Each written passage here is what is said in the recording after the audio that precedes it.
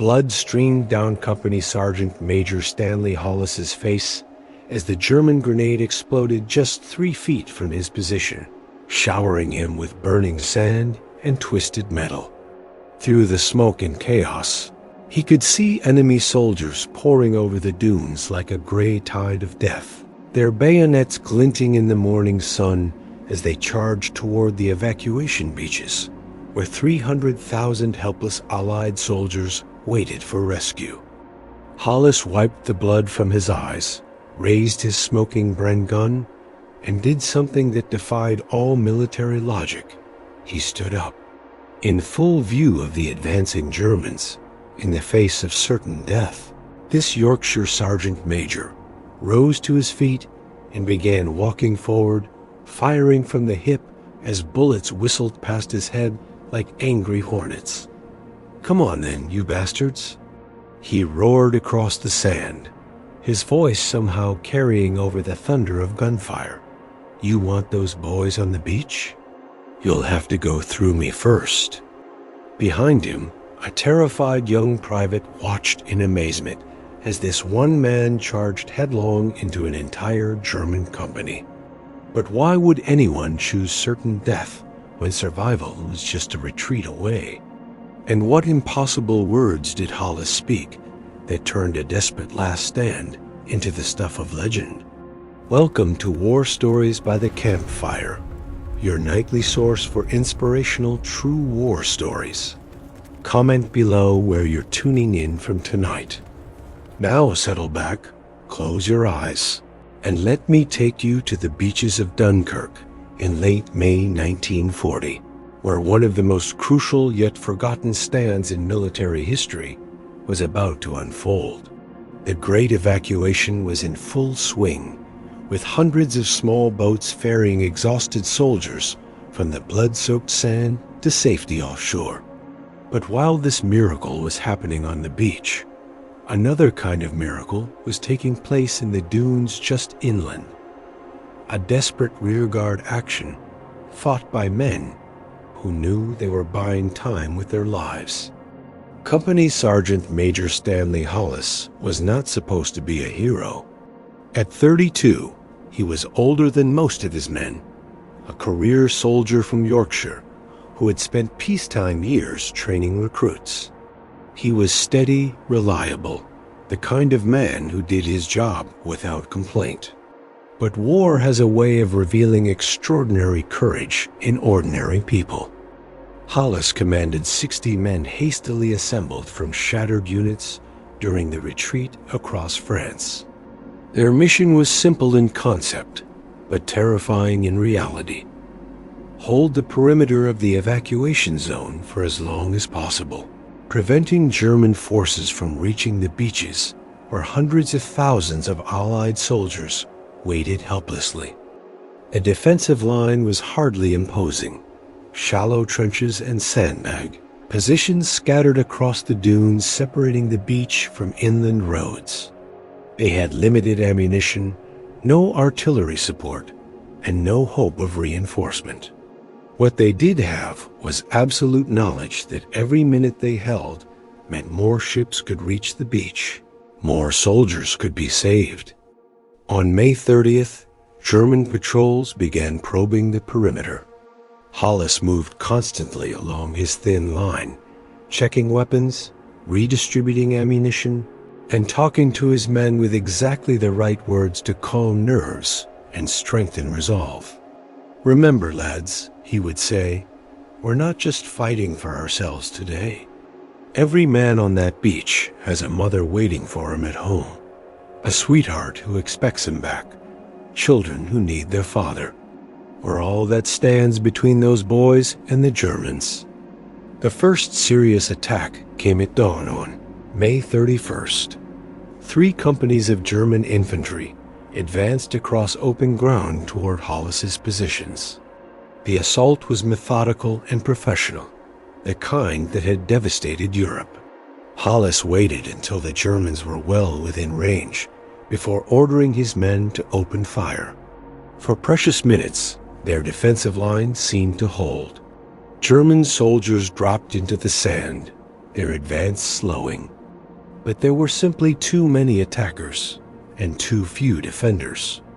One by one, Hollis's positions fell silent as ammunition ran out or defenders were killed. The German advance resumed like an inexorable tide. That's when Hollis made a decision that would define the rest of his brief life. Instead of falling back, he grabbed the company's Bren gun and moved forward, establishing a position that gave him clear fields of fire across the entire German advance. "What are you doing, Sergeant Major?" called Corporal Davies, one of his most trusted men. "Buying time," Hollis replied simply. "Get the lads back to the secondary line. I'll hold here as long as I can." Davies started to argue, but Hollis cut him off. "That's an order, Corporal. Those boys on the beach are counting on us." Stanley Hollis found himself alone in the sand, armed with nothing but a Bren gun, 2 magazines of ammunition, and unshakable determination to protect the thousands of men behind him. The German attack resumed with renewed fury. Mortar shells crashed around his position. Machine gun bullets snapped overhead, and through smoke and dust, Hollis could see enemy soldiers moving steadily closer. He fired in careful bursts, making every bullet count. But for every soldier he stopped, 2 more seemed to take their place. His ammunition dwindled rapidly, and German flanking movements began working around his isolated position. Any rational soldier would have retreated. But Stanley Hollis was fighting with the fierce protective instinct of a man who had sworn to guard something precious. As the Germans closed to within 50 yards, Hollis made a decision witnesses would describe as either madness or the greatest display of courage they had ever seen. He stood up, shouldered his Bren gun, and began walking forward into the teeth of the German advance. The enemy soldiers were so stunned by this impossible sight, one man advancing alone against an entire company, that their fire actually slackened. In that brief pause, Hollis's voice rang out with words that would be remembered long after the guns fell silent. "This is as far as you go," he shouted, firing from the hip as he walked steadily forward. "Behind me are boys who want to go home to their mothers. They're under my protection, and by God, you'll not touch a hair on their heads." What happened next seemed to defy every law of probability and survival.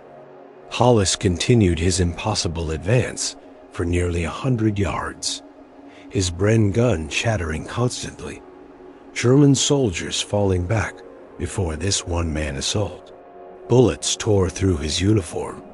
Shrapnel cut his face and hands, but somehow he remained standing, walking forward like an avenging angel made of Yorkshire steel. The German company commander, a veteran of campaigns across Europe, would later write, "We faced a man possessed by some spirit I cannot explain. His advance was militarily impossible, yet it happened before our eyes. My men began to waver, not from cowardice, but from sheer amazement at such courage." For 20 incredible minutes, Stanley Hollis held an entire German company at bay through sheer force of will and devastating accuracy. But human endurance has limits, even for heroes. His final magazine clicked empty just as a German sniper's bullet found its mark, spinning him around and dropping him to his knees. Even then, leading heavily and weaponless, Hollis refused to fall. He pulled out his service revolver with shaking hands and continued firing until that too was empty. Only when he had no more ammunition, no more weapons, no more strength to stand, did Stanley Hollis finally collapse onto the sand. The German soldiers who reached him found him still breathing, still conscious, still defiant. The company commander, recognizing courage when he saw it, knelt beside the wounded sergeant major with genuine respect. "You are a brave man," the officer said in careful English. "Why did you not retreat? Why throw your life away for nothing?" Hollis looked up with eyes that burned with undiminished fire. "Not for nothing," he whispered. "Never for nothing. Those boys behind me, ... they're going home." "That's everything?" Hollis's impossible stand had achieved exactly what he intended.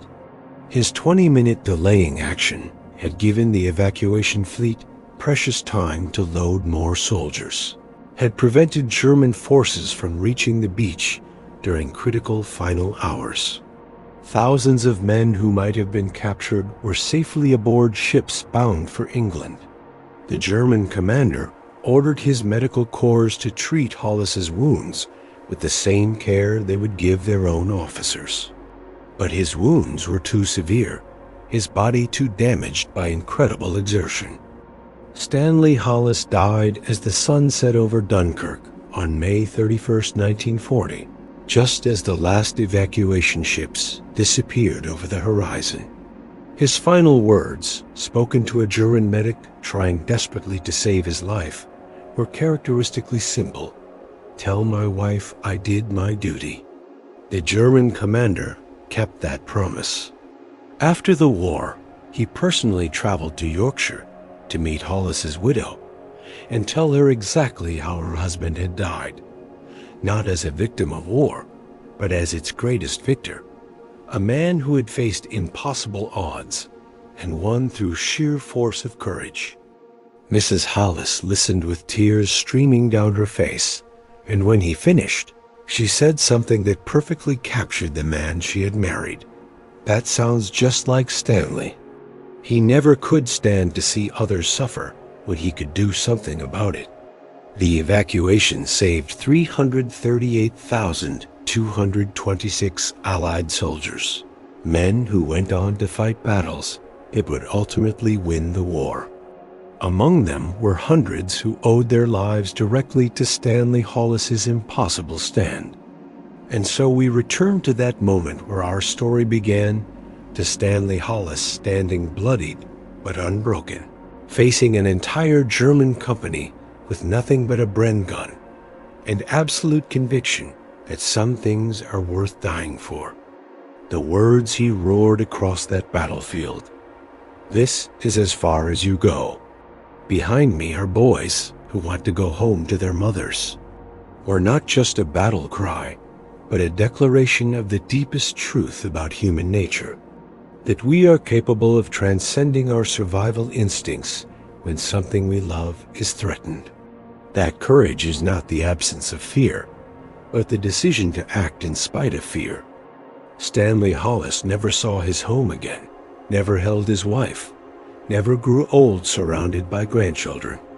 But his sacrifice rippled outward like stones thrown into still water, touching thousands of lives, ensuring that others did go home, did hold their loved ones, did live to see peace return.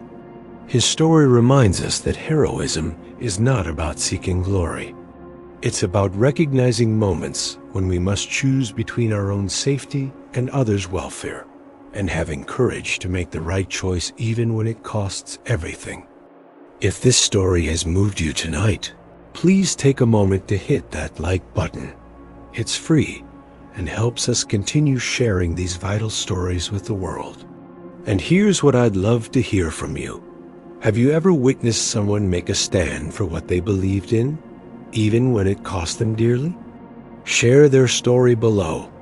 Acts of courage deserve to be remembered. Until next time, this has been War Stories by the Campfire. We share these inspiring stories every single day, so if you'd like to stand guard with us and help keep these tales of heroism alive, just tap that subscribe button and join the ranks of those who refuse to let courage be forgotten.